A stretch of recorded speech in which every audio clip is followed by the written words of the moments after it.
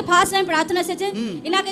Inner পরিবারের লোক বলছে যে 4 মাস ধরে বুকের যন্ত্রণা, মাথার যন্ত্রণা, একদমই টোটালি কথা বলা বন্ধ করেছিল, স্টপ করেছিল।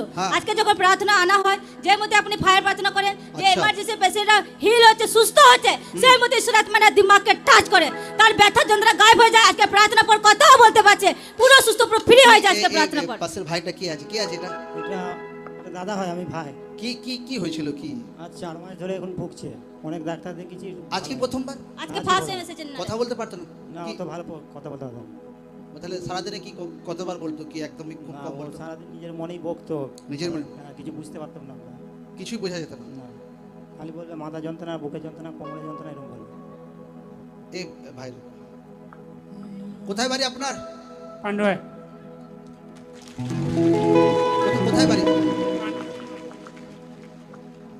পান্ডা ভুই পাড়ায়। আরে ভাই ঠিকই বলেছে। কি নাম আপনার? গুজমু। আরে ভাই ঠিকই বলেছে। কোথায় এসেছেন এটা? এটা যে পান্ডুয়ায়। এখানে কোথায়? পান্ডা হয়েছে। এটা প্রার্থনাতে ভাই। অর্থাৎ একে অয়েল দেবে, এই কমপ্লিট ঈশ্বরকে সুস্থ করছে। Amen, amen, amen. মহিমা পাওয়ার যোগ্য আরাধনা।